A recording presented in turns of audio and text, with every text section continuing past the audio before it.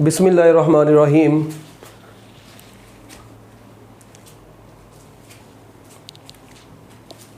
हम लोग आज बच्चों चैप्टर नंबर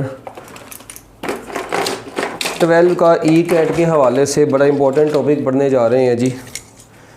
तो इसको बड़े अच्छे तरीके से आप लोगों ने ध्यान से समझना है और इन्जॉय करना है।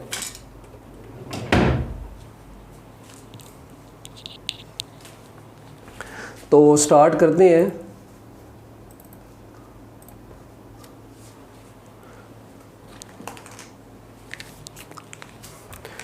हमारा लेक्चर नंबर 2 है जी बच्चों। आज का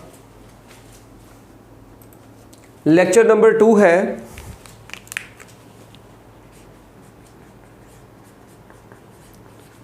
ई कैट का सेकेंड ईयर की फिजिक्स।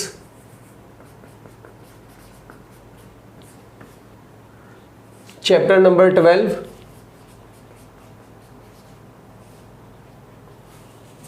इलेक्ट्रोस्टैटिक्स का।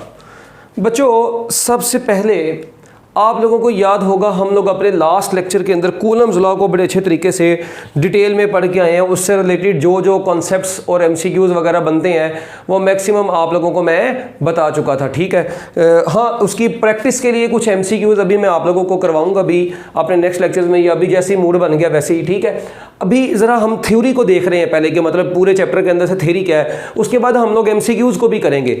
मतलब इस तरह से है कि पहले मैं आप लोगों को पूरा चैप्टर करवा दूंगा, मतलब पूरी A to Z उसकी समरी वगैरह बता दी, फार्मूले बता दी। उसके बाद हम लोग एक लेक्चर ऐसा लगाएंगे जिसमें हम लोग डिफरेंट टॉपिक्स के सिर्फ एमसीक्यूज़ को ही डिस्कस करेंगे। मैं यहाँ पर लिखता जाऊँगा, साथ साथ हम लोग उनको डिस्कस करते जाएंगे। तो अब हमारा जो नेक्स्ट टॉपिक आ रहा है बच्चों एंट्री टेस्ट के हवाले से, वो है इलेक्ट्रिक फील्ड। वो है इलेक्ट्रिक फील्ड जी, या दूसरे लफ्जों में हम लोग इसको बोलते हैं फील्ड ऑफ फोर्स। ठीक है जी, इलेक्ट्रिक फील्ड या फील्ड ऑफ फोर्स, ये हमारा टॉपिक आ रहा है बच्चों नेक्स्ट। अब इस टॉपिक में आप लोगों को ये पता होना चाहिए इलेक्ट्रिक फील्ड क्या होती है। किसी भी चार्ज के गिर्द, ठीक है जी, किसी भी चार्ज के सराउंडिंग में ये एक ऐसा रीजन होता है जिस रीजन में कोई दूसरा चार्ज लाकर रखा जाए तो ये इसके ऊपर फोर्स लगाए। ये वो रीजन होगा जो क्या काम करेगा, एक्सर्ट्स फोर्स, जो कि फोर्स लगाएगा किसके ऊपर, ऑन अदर चार्ज, एक दूसरे चार्ज के ऊपर फोर्स लगाएगा जब वो चार्ज इसके रीजन में लाके रखा जाएगा। When the charge is placed in that region. जरा समझें इस चीज को अच्छे तरीके से। देखें, मैंने आपको बताया किसी भी चार्ज के गिर्द वो रीजन जिस रीजन में कोई दूसरा चार्ज अगर लेके आए और वो दूसरे चार्ज के ऊपर ये वाला चार्ज जिसके रीजन में लेके आए वो फोर्स लगाए, तो बच्चों उस रीजन को हम लोग क्या बोलते हैं, बेसिकली इलेक्ट्रिक फील्ड बोलते हैं। इसीलिए इसका नाम क्या है, फील्ड ऑफ फोर्स है। सबसे पहले आप लोगों को ये पता होना चाहिए इसके बारे में छोटी छोटी बातें कि इसका ओरिजिन अभी तक क्या है, स्टिल इसका ओरिजिन अभी तक बच्चों क्या है जी, अननोन है। Very important MCQ. अगर आपसे पूछा जाए इलेक्ट्रिक फील्ड का ओरिजिन क्या है जी, अननोन है। अभी तक किसी बंदे को नहीं पता किसी चार्ज के गिर्द इलेक्ट्रिक फील्ड क्यों होती है।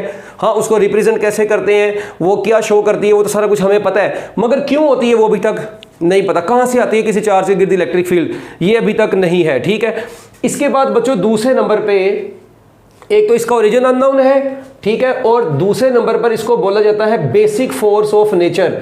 It is also known as basic force of nature. बच्चों इसको बेसिक फोर्स ऑफ नेचर भी बोला जाता है। क्यों? क्योंकि इनका ओरिजिन अननोन है। ड्यू टू अननोन ओरिजिन हम लोग कहते हैं बच्चों ये क्या है, बेसिक फोर्स ऑफ नेचर है। Just like gravitational force, gravitational force is also basic force of nature. इसी तरह इलेक्ट्रिक फोर्स भी क्या है, बेसिक फोर्स ऑफ नेचर है। तो बच्चों just like gravitational force, electric force is also basic force of nature. इसके बाद आप लोगों को यह भी पता होना चाहिए कि इलेक्ट्रिक फील्ड को सबसे पहले इसकी जो विजुलेशन है, ठीक है, वो सबसे पहले किसने की थी। तो बच्चों याद रखिएगा इलेक्ट्रिक फील्ड को सबसे पहले फेराडे ने, ठीक है, मतलब फेराडेज ने एक्सप्लेन किया था। ठीक है, किसी भी चार्ज के गिर्द इलेक्ट्रिक फील्ड होती है, किसने बताया था, फेराडे अंकल ने बताया था। ठीक है, ये छोटे छोटे क्या है जी, एमसीक्यूज बन जाते होते हैं। अब बच्चों यहां पर जो काम की बात है वो क्या है, देखें मैं कहता हूं यार ये एक चार्ज है, ठीक है, इस चार्ज के गिर्द एक पर्टिकुलर रीजन होगा। अब उस रीजन को ना मैं लाइंस की मदद से रिप्रेजेंट करता हूं, जिनको इलेक्ट्रिक फील्ड लाइंस बोलते हैं, जो कि हमारा नेक्स्ट टॉपिक है। अच्छा, मैं किसी भी चार्ज के गिर्द बच्चों जो इलेक्ट्रिक फील्ड होती है, बेसिकली हम लोग उसको रिप्रेजेंट लाइंस की मदद से करते हैं और उन लाइंस को इलेक्ट्रिक फील्ड लाइंस बोलते हैं। अच्छा, अब ये पॉजिटिव चार्ज है, लेट्स सपोज, और पॉजिटिव चार्ज की इलेक्ट्रिक फील्ड आपको पता है रेडियली आउटवर्ड होती है। अच्छा, अभी पढ़ेंगे इलेक्ट्रिक फील्ड लाइंस की प्रॉपर्टीज। अभी जस्ट मैं ये बता रहा हूं कि ये एक चार्ज है, जिस चार्ज के गिर्द इलेक्ट्रिक फील्ड है, इस चार्ज का नाम होता है, इसको बोला जाता है प्यारे बच्चों फील्ड चार्ज। इसको क्या बोला जाता है? फील्ड चार्ज बोला जाता है। जिस चार्ज के गिर्द इलेक्ट्रिक फील्ड है उस चार्ज को क्या बोलते हैं? Field charge. अच्छा, एक दूसरा चार्ज है, लेट्स सपोज ये क्यू नोड। मैं इस क्यू नोड चार्ज को, इस चार्ज की ये रेड वाली इलेक्ट्रिक फील्ड थी यहां तक, मैं इस चार्ज को, क्यू नोड चार्ज को इस इलेक्ट्रिक फील्ड के अंदर लेके आया हूं। अच्छा, अभी सपोज करें ये क्यू नोड इधर था, जब ये इधर था ये तो इस इलेक्ट्रिक फील्ड से बाहर था। क्या इन दोनों क्यू और क्यू नोड के दरमियान में कोई फोर्स होगी? तब नहीं, तब तो कोई फोर्स नहीं होगी। अच्छा, मैं इस क्यू नोड को इधर ले आया, तब भी ये भी इसके रीजन में एंटर नहीं हुआ, मगर जैसे ये क्यू नोड इस रेड वाले रीजन में आया, जैसे ही ये क्यू नोड इस रेड वाले रीजन में आया, इसका मतलब क्या होगा? जब ये इसके रीजन में आएगा तो ये बच्चों जैसे ये क्यू नोड इस क्यू चार्ज की फील्ड में आएगा तो इन दोनों के दरमियान में एक फोर्स बनेगी, इन दोनों के दरमियान में एक फोर्स होगी जिसको इलेक्ट्रोस्टैटिक फोर्स बोलेंगे, कूलम्स फोर्स बोलेंगे। इसका मतलब जैसे ये क्यू नोड इसके रीजन में आएगा तब इनके दरमियान में फोर्स होगी, उससे पहले इनके दरमियान में कोई फोर्स नहीं है। इसका मतलब क्यू नोड की मदद से आप लोग इस रेड वाले चार्ज की इलेक्ट्रिक फील्ड को क्या कर सकते हैं? टेस्ट कर सकते हैं। इसीलिए हम लोग इस चार्ज का क्या नाम देते हैं बच्चों? Test charge. खैर ये तो आप लोगों की एफएससी की बातें, ये हमें अभी यहां पर थोड़ी देखनी है, मतलब बस हम तो यहां से फार्मूला निकालेंगे। इसका मतलब इस चार्ज के ऊपर एक फोर्स लगी है, इस electrostatic force per unit charge को इलेक्ट्रिक फील्ड इंटेंसिटी बोला जाता है। इस फोर्स पर यूनिट चार्ज को, जो चार्ज क्यू नोड है, इसका मतलब नीचे टेस्ट चार्ज हुआ करेगा, जिस चार्ज के ऊपर फोर्स लगी वो चार्ज क्यू नोड है। और electrostatic force is a vector quantity, that is why electric field intensity is also a vector quantity. So we can say that electric field intensity is a vector quantity because it is the ratio of force per unit charge. और याद रखिएगा electric field के इस फार्मूले में जो नीचे वाला चार्ज होता है ये टेस्ट चार्ज होता है। ये बड़ी गड़बड़ करते हैं बच्चे, इससे रिलेटेड एमसीक्यू मैं टेस्ट में दूंगा, वहां पे आप लोगों ने फिर खच्चे नहीं मारनी। उसके बाद ये कौन सी क्वांटिटी है? साफ नजर आ रहा है, it is a vector quantity, क्योंकि फोर्स भी वेक्टर है, इलेक्ट्रिक फील्ड भी वेक्टर है। और इलेक्ट्रिक फील्ड की डायरेक्शन में ही, मतलब जो फोर्स की डायरेक्शन होगी वही इलेक्ट्रिक फील्ड की डायरेक्शन होगी। यानी कोई भी चार्ज के ऊपर अगर इलेक्ट्रोस्टैटिक फोर्स लगेगी तो वो इलेक्ट्रिक फील्ड की डायरेक्शन में ही लगा करेगी। ठीक है, ये खैर छोटी छोटी बातें थी। अब इसके बाद बच्चों इसके यूनिट क्या होंगे? आप लोगों को पता है इसका यूनिट जो होगा वो न्यूटन पर कूलम आएगा, क्योंकि फोर्स का यूनिट न्यूटन होता है, चार्ज का यूनिट कूलम होता है, तो ये बन गया न्यूटन पर कूलम। अब न्यूटन किसके बराबर होता है? फर्दर न्यूटन बराबर होता है किलोग्राम मीटर पर सेकंड स्क्वायर, कूलम बराबर होता है एम्पेयर सेकंड। ये जब ऊपर जाएगा प्यारे बच्चों तो किलोग्राम मीटर पर क्यूबिक सेकंड पर एम्पेयर, ये आप लोगों के पास आ गया इसका एसआई बेस यूनिट। और अगर मैं आप लोगों को कहता हूं यार इसकी डायमेंशंस बताएं, तो बच्चों इसकी डायमेंशंस ml/t की पावर -3 a की power -1, that is the dimensional formula of electric field strength. ये इसका इलेक्ट्रिक फील्ड स्ट्रेंथ की डायमेंशंस भी आ गई, एसआई बेस यूनिट भी आ गए और दूसरा यूनिट भी आ गया। और इसी तरह बच्चों याद रखिएगा ये जो न्यूटन पर कूलम है, आप लोगों को पता है न्यूटन पर कूलम और भी किसके बराबर होता है? ये बेसिकली वोल्ट पर मीटर के बराबर भी होता है। ये याद रखिएगा, न्यूटन पर coulomb is equal two volt पर मीटर। और वोल्ट किसके बराबर होता है? जॉउल पर कूलम। तो ये जॉउल पर कूलम इनटू मीटर भी होता है। देखो ना, वोल्ट पर मीटर, जॉउल पर कूलम मीटर भी होता है। अब जॉउल को न्यूटन मीटर लिखें तो मीटर मीटर से कट जाएगा, न्यूटन पर कूलम भी बचेगा। तो ये भी तीन आप लोगों ने याद रख लेने हैं कि बच्चों न्यूटन पर कूलम, वोल्ट पर मीटर, या जॉउल पर कूलम इनटू मीटर, ये सारे के सारे इलेक्ट्रिक फील्ड इंटेंसिटी के ही यूनिट्स हैं। डन, हैंड रेज करते जाएं, शाबाश। जल्दी जल्दी छोटे छोटे पॉइंट क्लियर करके जल्दी जल्दी मिनट लगा के। उसके बाद नेक्स्ट है बच्चों electric intensity due to, electric field due to a point charge. Next आप लोग हेडिंग पर आएंगे electric field due to point charge. बच्चों किसी पॉइंट चार्ज के गिर्द इलेक्ट्रिक फील्ड, ये जिस तरह ये चार्ज है ना, इस चार्ज से किसी पर्टिकुलर डिस्टेंस के ऊपर मैंने इलेक्ट्रिक फील्ड निकालनी हो, किसी भी चार्ज से पर्टिकुलर डिस्टेंस के ऊपर अगर आप लोगों ने इलेक्ट्रिक फील्ड निकालनी है, तो बच्चों इसका मतलब है किसी भी पॉइंट चार्ज से पर्टिकुलर डिस्टेंस पर इलेक्ट्रिक फील्ड निकालनी है तो उसका फार्मूला होता है E is equal to K Q over R square. और याद रखना यहां पर जो Q है ये फील्ड चार्ज हुआ करेगा। ये छोटी छोटी चीजें देखते जाओ। और ये R यहां पर क्या होगा, R स्क्वायर क्या है, distance of the point from the charge.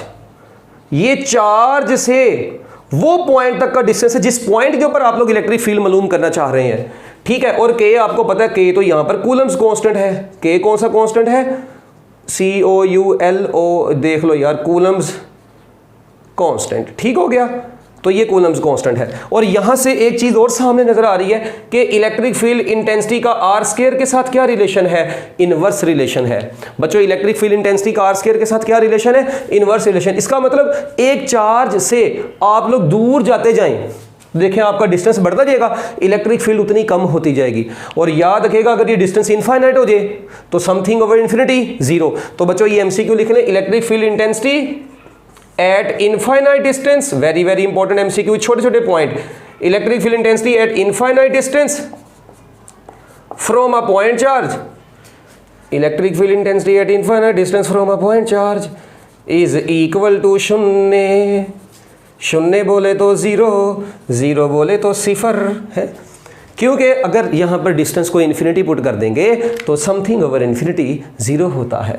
तो बच्चों ये कितने, 1 2 3 4 5 6 7 कुछ छोटे छोटे पॉइंट्स इलेक्ट्रिक फील्ड के अंदर से हम लोगों ने निकाल लिए। जल्दी जल्दी इनको नोट करते जाएं, शाबाश। मैथमेटिकल MCQs वगैरह सारे हम लोग करेंगे, एक लेक्चर प्रॉपर उसमें रखेंगे। अभी जस्ट थ्योरी और उसकी थोड़ी बहुत कहानी कूनी, ठीक है। जल्दी जल्दी शाबाश। इसके बाद next, electric field intensity eight infinite distance from a point charge is zero. बच्चों यहां पर आप लोग अगर थोड़ा सा गौर करें, इलेक्ट्रिक फील्ड रेशो किसके बराबर होगी, दो पॉइंट्स पर इलेक्ट्रिक फील्ड की रेशो उन दोनों पॉइंट्स के डिस्टेंसेस के इनवर्स के स्क्वायर के बराबर होगी। क्योंकि देखें E का R के साथ इनवर्स रिलेशन है, तो अगर E1 ओवर E2 होगा तो इधर क्या आएगा, R2 ओवर R1 का होल स्क्वायर। इसका मतलब अगर किसी भी पॉइंट चार्ज से दो डिस्टेंसेस की रेशो आपको गिवन हो तो उन्हीं दो पॉइंट्स के दरमियान में इलेक्ट्रिक फील्ड की रेशो आप लोग इस फार्मूले से निकाल सकते हैं। हम लोग इसको देखेंगे भी टेस्ट के अंदर MCQs के हवाले से। और वही बात फिर E और R स्क्वायर के दरमियान में ग्राफ कैसा बने करेगा, आपको पता है E और इधर है R स्क्वायर, क्योंकि इनवर्स रिलेशन है। इनवर्स रिलेशन की वजह से प्यारे बच्चों इसका जो ग्राफ होगा वो आइसोथर्म जैसा यानी रेक्टेंगुलर हाइपरबोला के जैसा बनेगा, ठीक है। जल्दी जल्दी इसको नोट करें, शाबाश। और एक बात और याद रखना, ये इलेक्ट्रिक फील्ड का एक ये फार्मूला आ गया। फिर इलेक्ट्रिक फील्ड का एक और फार्मूला भी होता है, E is equal to minus delta V over delta R। हो है बच्चों, अब ये वाला फार्मूला भी इलेक्ट्रिक फील्ड का है। फिर एक आप लोगों ने ये वाला भी फार्मूला पढ़ा, E इज इक्वल टू के Q ओवर R स्क्वायर। अब बच्चे ना बड़े कंफ्यूज होते हैं, सर जी इन दोनों फार्मूलाज में फ़र्क क्या है। बच्चों ये तो मेरी पहले बात सुन लें, ये जो delta V over delta R होता है ना, इस delta V over delta R को पोटेंशियल ग्रेडियंट बोला जाता है। ये in terms of potential gradient है।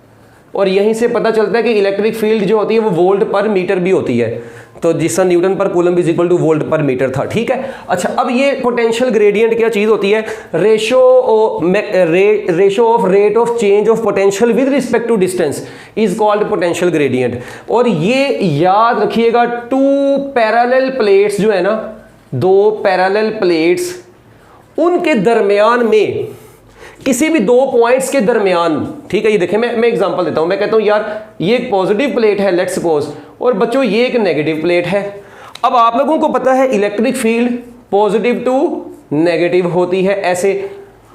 अब ये जो दो प्लेटों के दरमियान में इस वक्त इलेक्ट्रिक फील्ड क्रिएट हुई है ना, ये इलेक्ट्रिक फील्ड कैलकुलेट करने के लिए फार्मूला यूज होता है। यानी और आपको पता है दो पैरेलल प्लेट्स के दरमियान में जो इलेक्ट्रिक फील्ड होती है वो यूनिफॉर्म होती है। इसका मतलब अगर यूनिफॉर्म इलेक्ट्रिक फील्ड आप लोगों ने मालूम करनी है किसी भी जगह पर, तो बच्चों आप लोगों को पता होना चाहिए ये फार्मूला यूनिफॉर्म इलेक्ट्रिक फील्ड के लिए एप्लीकेबल है। बस this formula is applicable only for uniform electric field. बच्चों ये यूनिफॉर्म इलेक्ट्रिक फील्ड के लिए यूज होता है।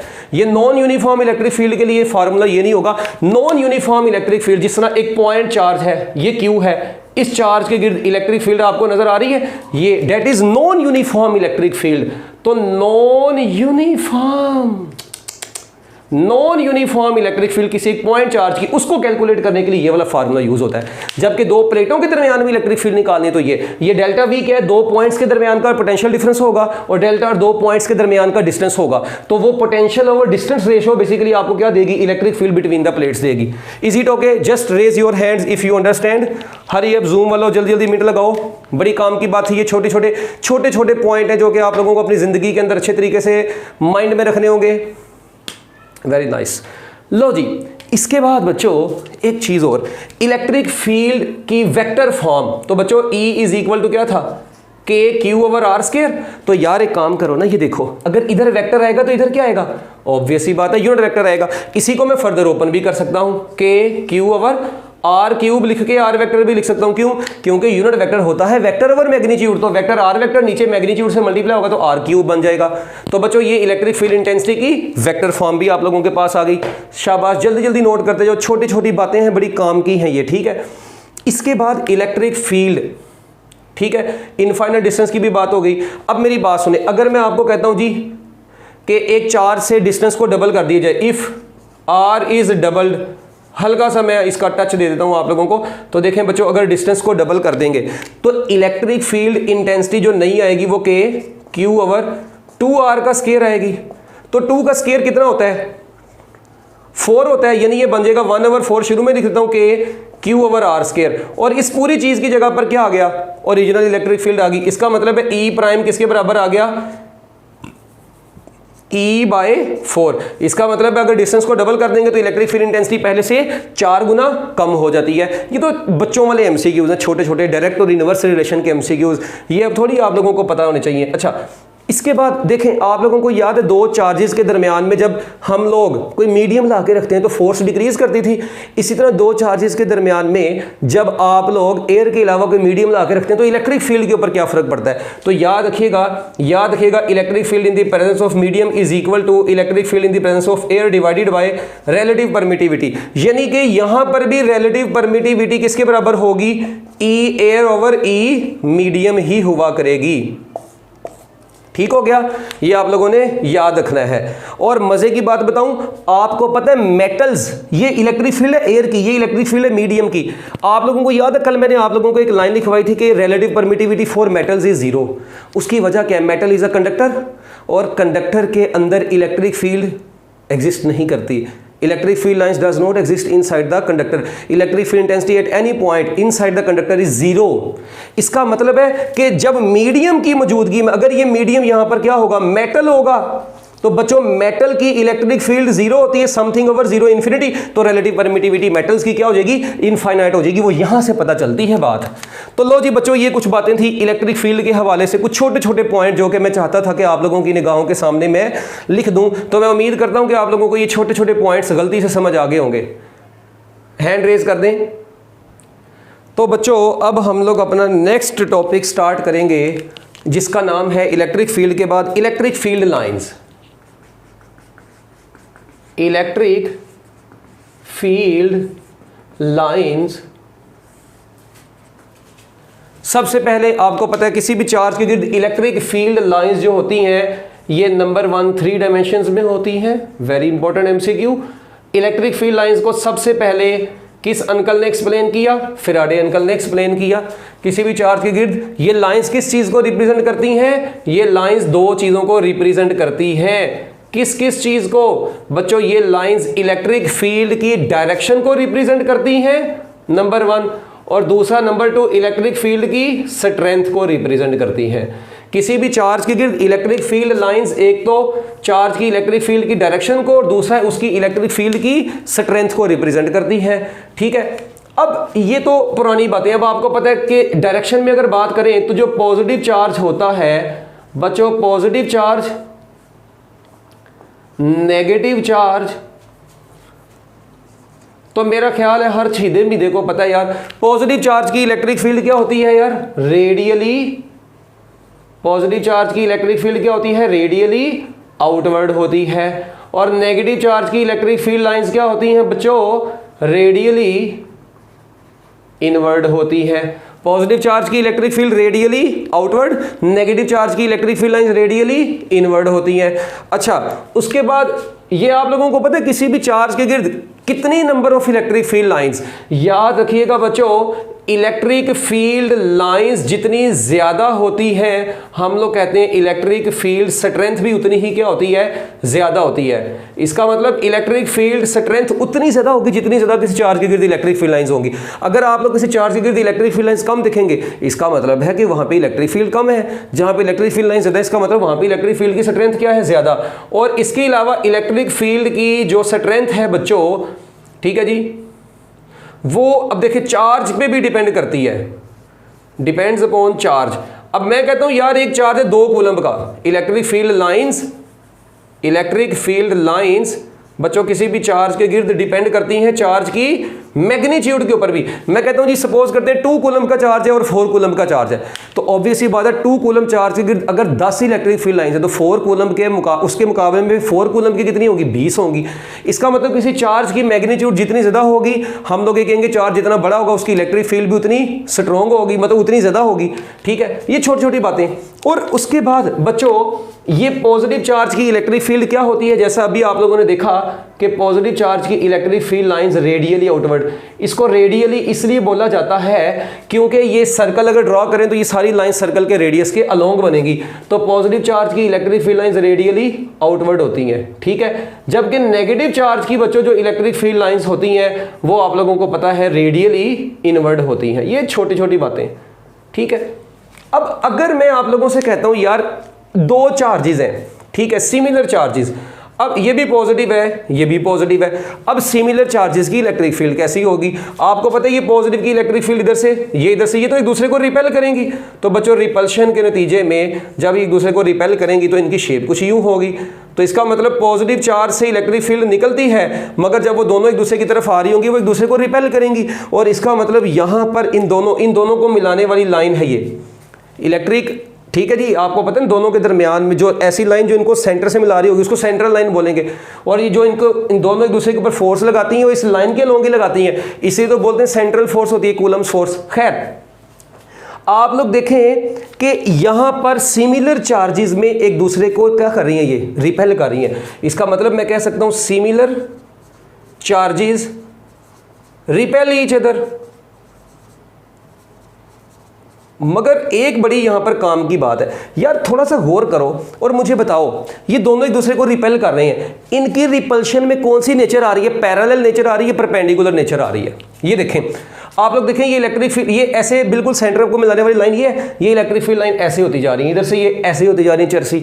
इसका मतलब ये हुआ कि यहां पर परपेंडिकुलर नेचर आ रही है। इसका मतलब electric field lines repel each other transversely. बच्चों ये बहुत इंपॉर्टेंट एमसीक्यू है। ये इलेक्ट्रिक फील्ड लाइंस एक दूसरे को रिपेल करती हैं, मगर कौन सी नेचर के साथ? ट्रांसवर्स नेचर के साथ। ठीक है, और अब इसका मतलब एक और चीज यहां पर देखने में नजर आ रही है कि सिमिलर चार्जेस के दरमियान में ना एक रीजन ऐसा है, इन दोनों के दरमियान में एक रीजन ऐसा होगा जहां पर इलेक्ट्रिक फील्ड क्या हुआ करेगी? जीरो हुआ करेगी। This region is known as zero field region. इस रीजन को प्यारे बच्चों हम लोग जीरो फील्ड रीजन बोलते हैं, या इसी को हम लोग जीरो फील्ड सपोर्ट भी बोलते हैं। जीरो फील्ड सपोर्ट बोलते हैं, मैं ZFS लिख रहा हूं, जीरो फील्ड सपोर्ट। ठीक है जी, जो पॉइंट ऐसा होगा, जो रीजन ऐसा होगा जहां पे इलेक्ट्रिक फील्ड जीरो हुआ करेगी, ठीक है, उस रीजन को हम लोग क्या बोलेंगे? Zero field support, zero field reason, या फील्ड फ्री रीजन भी इसको बोला जाएगा। ठीक है, अब ये डिपेंड करता है, बच्चे कहते हैं सर जी ये जो जीरो फील्ड सपोर्ट होगा ये दोनों चार्जेस के दरमियान में होगा, इधर होगा या इधर होगा? अच्छा देखो, पॉजिटिव चार्ज की इधर इलेक्ट्रिक फील्ड सारी हर तरफ होगी, इधर हर तरफ इलेक्ट्रिक फील्ड 3 डायमेंशन में, सिर्फ अंदर इनके दरमियान में रिपल्शन की वजह से एक रीजन बना है जहां पे इलेक्ट्रिक फील्ड जीरो है। अब ये जो जीरो फील्ड सपोर्ट है, ये zero field support similar charges के दरमियान में, इसकी लोकेशन आप लोग कैसे मालूम करेंगे? सर इसकी लोकेशन को मालूम करना ही तो हमारा काम है। इसकी लोकेशन देखें 2 तरीकों से, सिमिलर चार्जेस की बात कर रहा हूं। अगर तो प्यारे बच्चों ये इक्वल मैग्नीट्यूड के होंगे, है ये सिमिलर है, अगर इक्वल मैग्नीट्यूड के हैं, और अगर अनइक्वल मैग्नीट्यूड के हों, आगे से अब 2 केस ये निकलते हैं फर्दर कि भाई देखें जीरो फील्ड सपोर्ट माना एग्जिस्ट करता है सिमिलर चार्जेस के दरमियान में, ये भी एमसीक्यू बनता है कि zero field support exist between similar charges dissimilar charges, तो आंसर है जी zero field support exist between similar charges, similar charges के दरमियान में ये एग्जिस्ट करता है। अब इसकी लोकेशन क्या होगी बच्चों, याद रखिएगा अगर चार्जेस की मैग्नीट्यूड इक्वल होगी तो जीरो फील्ड सपोर्ट बिल्कुल कहां पे होगा, मिड पॉइंट पर हुआ करेगा। जीरो फील्ड सपोर्ट कहां पर हुआ करेगा, फिर मिड पॉइंट पर। मगर अगर ये अनइक्वल मैग्नीट्यूड के होंगे, क्या होंगे, अगर ये अनइक्वल मैग्नीट्यूड के होंगे तो बच्चों फिर जीरो फील्ड सपोर्ट कहां पर बनेगा, हम कहेंगे near to smaller charge, near to small charge, smaller charge के करीब हुआ करेगा फिर ये। यानी अब ये तो बात डन होगी। सपोज करें अब इससे रिलेटेड एमसीक्यू मैं कहता हूं दोनों चार्जेस 2 कूलम के +2 और 10 मीटर के डिस्टेंस से सेपरेट किए हुए हैं। ये देखें +2 coulomb charge, +2 coulomb charges are separated by a distance of 10 metre, और बच्चों हम लोगों ने इनको 10 मीटर के डिस्टेंस से सेपरेट कर दिया है। मैं कहता हूं जी where will be the electric field zero, या जीरो फील्ड सपोर्ट कहां पे होगा, तो आपको पता है वो बिल्कुल सेंटर में होगा। तो आप लोग कहेंगे कि इस पॉइंट पे इलेक्ट्रिक फील्ड जीरो होगी, और इस पॉइंट का जो पहले चार्ज से डिस्टेंस है वो कितना होगा 5 मीटर, दूसरे से भी कितना होगा 5 मीटर। यानी आप लोग डिस्टेंस इजीली निकाल सकते हैं किसी भी चार्ज से। Okay, is it okay, hand raise कर दें, ये पॉइंट अगर ओके तो हैंड रेज कर दें जल्दी जल्दी ताकि आगे चलें। आई थिंक इसमें कोई मुश्किल चीज भी नहीं है। हरी अब जल्दी करो ना।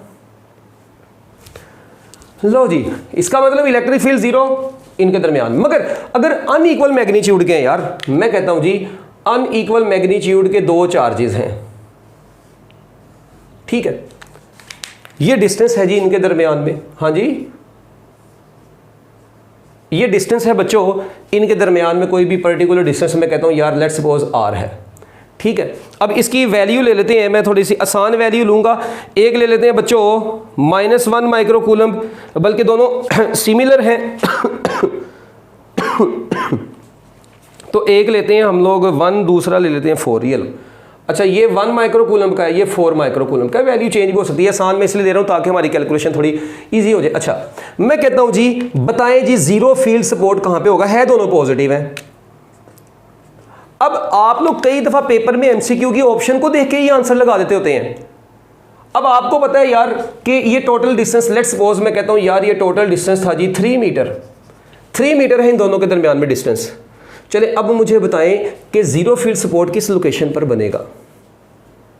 तो बच्चों अगर इस तरह का कोई, तो मैंने आपको बताया एक तो वो बनेगा ये स्मॉलर चार्ज के करीब बना करेगा, ये बताया नियर टू स्मॉलर चार्ज। तो आप लोग सपोज कर लें वो स्मॉलर चार्ज से इसका जो डिस्टेंस है वो x है, तो बच्चों फिर ये वाला डिस्टेंस क्या होगा, ऑब्वियस ही बात है अगर ये डिस्टेंस x है यहां तक का, तो बच्चों ये वाला क्या होगा 3 - x होगा। ऐसे ही है, टोटल 3 है, ये वाला x है तो 3 - x ही होगा ना यार, इतना सा।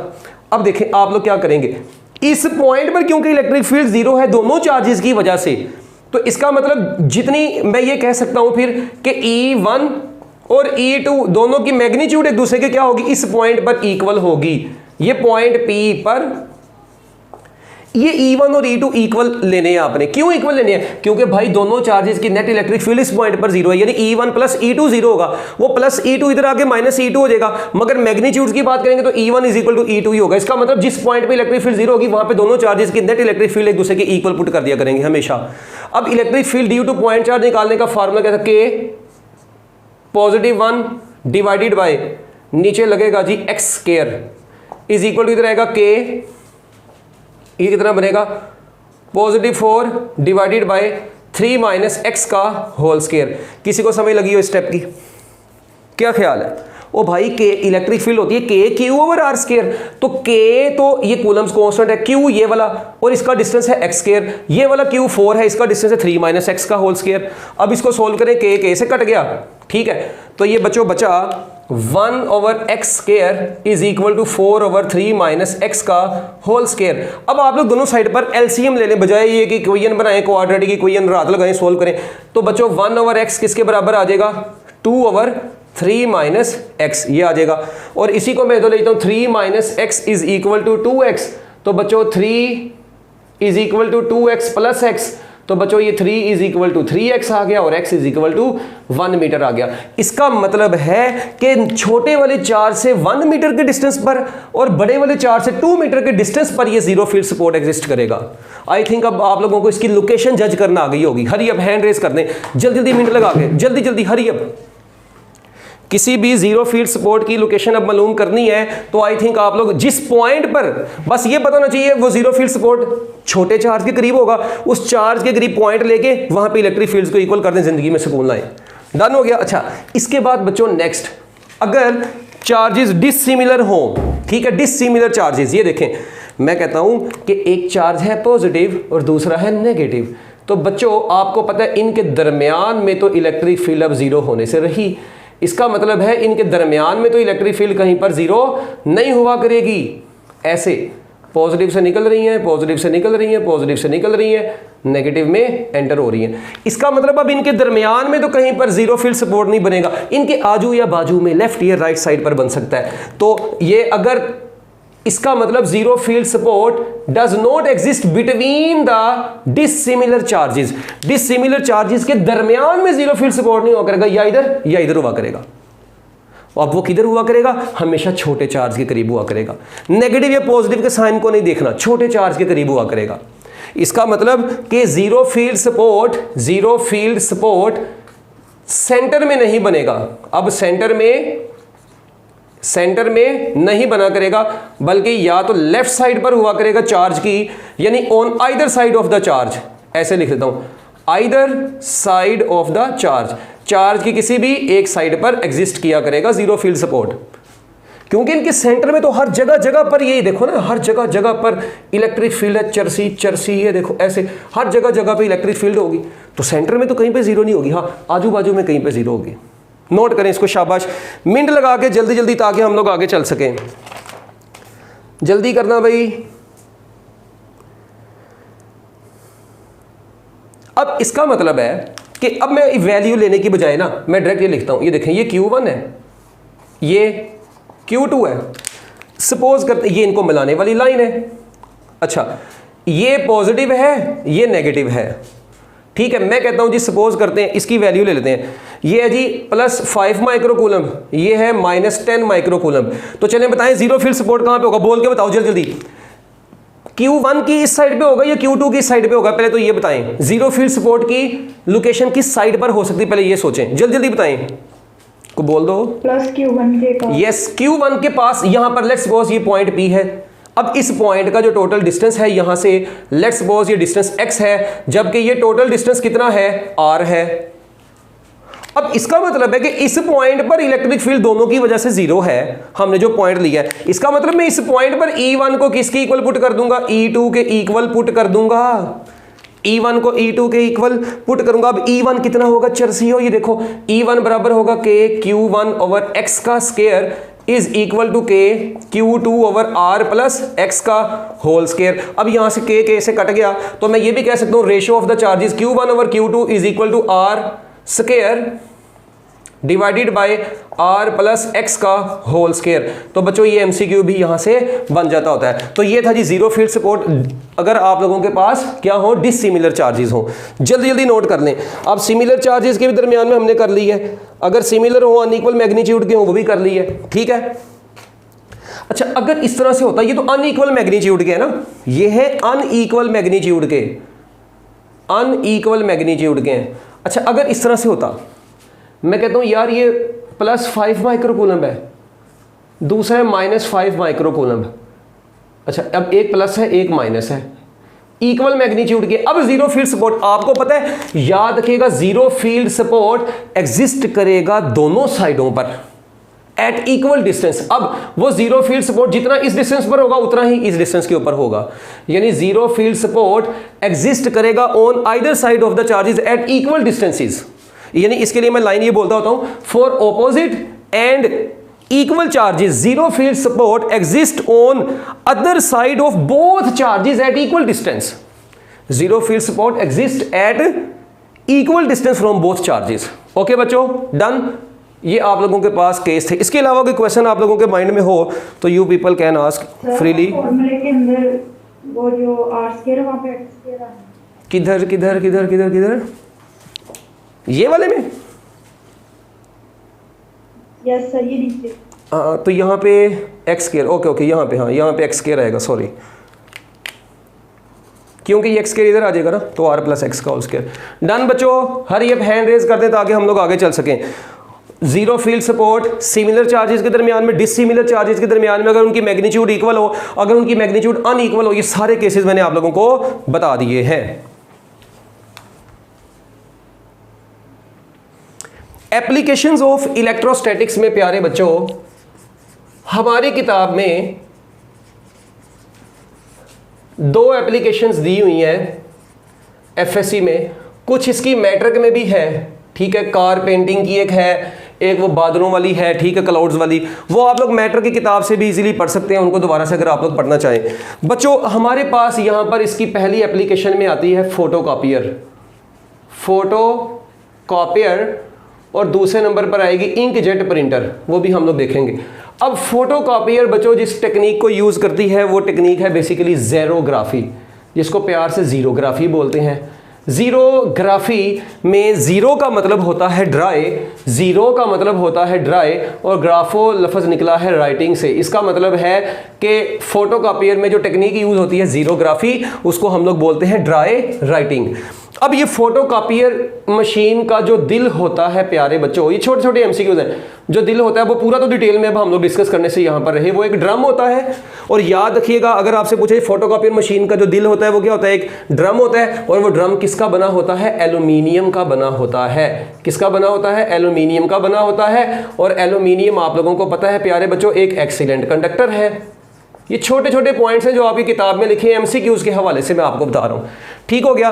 फिर उसके बाद दूसरे नंबर पर फोटोकॉपियर मशीन का हार्ट हो गया। उसके बाद बच्चों ये जो हार्ट होता है ना, इसके दिल के ऊपर एक रोग लगाना है हमने, है, इसके दिल के ऊपर बच्चों हम लोग क्या काम कर देते हैं, जो सिलीनियम की लेयर की कोटिंग कर देते हैं। क्या कर देते हैं, सिलीनियम की कोटिंग कर देते हैं। और सिलीनियम जो है बच्चों वो क्या है, सिलीनियम एक फोटो कंडक्टर है।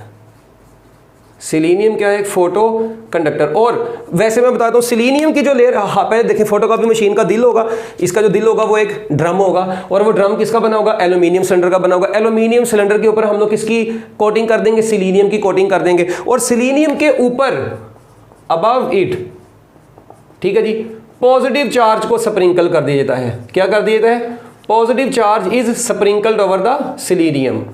स्प्रिंकल्ड का मतलब होता है निछावर कर देना। हम लोग पॉजिटिव चार्ज इसके ऊपर फेंक देते हैं, और जो पॉजिटिव चार्ज जिन वायर्स के जरिए से फेंकते हैं वो वायर्स बड़ी मशहूर हैं, जो कि आजकल बड़ा मशहूर है। क्या नाम है उसका, कोरोना। ये कोरोना वायर्स होती हैं जिनसे हम लोग पॉजिटिव चार्ज को स्प्रिंकल करते हैं सिलीनियम की लेयर के ऊपर, ठीक हो गया। अच्छा खैर बस इतना सही। उसके बाद सिलीनियम फोटो कंडक्टर है। इसका मतलब फोटो कंडक्टर वो होगा कि in the presence of light, in the presence of light, और बच्चों in the absence of light. In the presence of light बच्चों याद रखिएगा, लाइट की मौजूदगी में ये क्या होता है, in the presence of light it is a conductor. In the presence of light बच्चों ये कंडक्टर होता है। In the absence of light बच्चों ये क्या होता है, इंसुलेटर होता है। इसीलिए तो इसको फोटो कंडक्टर बोलते हैं कि लाइट की मौजूदगी में ये कंडक्ट करता है। That is why this is known as photo conductor. उसके बाद बच्चों फोटोकॉपियर मशीन में नेक्स्ट एक चीज आती है, टोनर। याद रखिएगा फोटोकॉपियर में जो टोनर होता है नेगेटिव चार्ज इसके ऊपर होता है, स्पेशल ड्राई पाउडर की फॉर्म में ये होता है। छोटे छोटे एमसीक्यू, स्पेशल ड्राई पाउडर की फॉर्म में ये होता है प्यारे बच्चों। और टोनर होता है, टोनर के ऊपर नेगेटिव चार्ज होता है, स्पेशल ड्राई पाउडर। और जिस पेपर के ऊपर प्रिंट करनी होती है याद रखिएगा बच्चों, उस पेपर के ऊपर हम लोग पॉजिटिव चार्ज प्रोवाइड करके उसको जो है ना गुजारते हैं, ठीक है, पूरे ड्रम के ऊपर से, ताकि वो जितना भी टोनर हो उसको ईजिली अट्रैक्ट कर सके वगैरह वगैरह। ये छोटी छोटी बातें थी बच्चों जो कि फोटोकॉपियर के अंदर से एमसीक्यूज की फॉर्म में आ सकती है। बाकी इसकी वर्किंग ये वो हम लोग अपनी एफएससी की क्लासेस में ऑलरेडी देख चुके हैं बड़ी डिटेल में। तो खैर इसके बाद नेक्स्ट है जी बच्चों इंक जेट प्रिंटर। नेक्स्ट है इंक जेट प्रिंटर। सबसे पहले नंबर पे इसके बारे में बड़ा मशहूर MCQ, it uses electric charge it uses electric charge in its operation. बच्चों ये अपने ऑपरेशन में किसको यूज़ करता है? इलेक्ट्रिक चार्ज को यूज़ करता है। It uses electric charge in its operation. और इसके 2 इलेक्ट्रिकल कंपोनेंट्स होते हैं। इसके बच्चों कितने इलेक्ट्रिकल कंपोनेंट्स होते हैं? 2 इलेक्ट्रिकल कंपोनेंट्स होते हैं इंकजेट प्रिंटर के। और याद रखिएगा हम लोग इससे कलर्ड कॉपीज भी हासिल कर सकते हैं। कलर्ड कॉपीज के लिए भी बच्चों इसको यूज किया जाता है। It uses electric charge in its operation, ठीक है। उसके बाद इलेक्ट्रिकल कंपोनेंट्स में से बच्चों 2 इसके कंपोनेंट्स होते हैं, ठीक है। एक को बोला जाता है चार्जिंग इलेक्ट्रोड। ये चार्जिंग इलेक्ट्रोड डिसाइड करता है कि कब इंक को आप लोगों ने पेज पर भेजना है, कब नहीं भेजना, ठीक है। ये ऑन ऑफ होके इंक को कंट्रोल करता है। जबकि दूसरे लफ्जों में आती है फिर डिफ्लेक्टिंग सिस्टम, डिफ्लेक्टिंग प्लेट्स। ये डिफ्लेक्टिंग प्लेट्स यहाँ पर पैरेलल प्लेट कैपेसिटर जैसी होती हैं, पैरेलल प्लेट कैपेसिटर की तरह की होती है, जिसमें से इलेक्ट्रिक चार्ज गुजरता है। तो जब बच्चों चार्जिंग इलेक्ट्रोड ऑन होगा, ठीक है, तो वो अगर इलेक्ट्रिक चार्जिंग इलेक्ट्रोड ऑन होगा आने वाले ड्रॉपलेट्स को नेट चार्ज देगा। नेट चार्ज की वजह से जब वो डिफ्लेक्शन प्लेट्स में जाते हैं, डिफ्लेक्शन प्लेट से आगे गटर में चले जाते हैं। और जब इंक को पेपर पर भेजना होता है, यानी 2 याद रखेगा, चार्जिंग इलेक्ट्रोड ऑन ऑफ कब होता है, ये बड़ा इंपॉर्टेंट एमसीक्यू यहां से पूछा जा सकता है। चार्जिंग इलेक्ट्रोड जब ऑन होगा इंक गटर में चली जाएगी, क्योंकि इंक को ये नेट चार्ज दे देगा और चार्ज पार्टिकल हमेशा इलेक्ट्रिक फील्ड में से डिफ्लेक्ट हो जाता है और वो गटर में चला जाएगा। और बच्चों जब इंक को आप लोगों ने पेपर पर भेजना होगा तो याद रखिएगा चार्जिंग इलेक्ट्रोड क्या हुआ करेगा? ऑफ हुआ करेगा। ये छोटी छोटी बच्चों इसके अंदर से एमसीक्यूज के हवाले से बातें थी। तो मेरा ख्याल है यहाँ तक समझ आ गई होगी। जल्दी जल्दी हैंड रेज कर दें ताकि हम लोग आगे चल सकें। ये कोई इतनी खास चीज़ें नहीं थी, ये तो आप लोगों को वैसे भी थ्योरी में पता होनी चाहिए।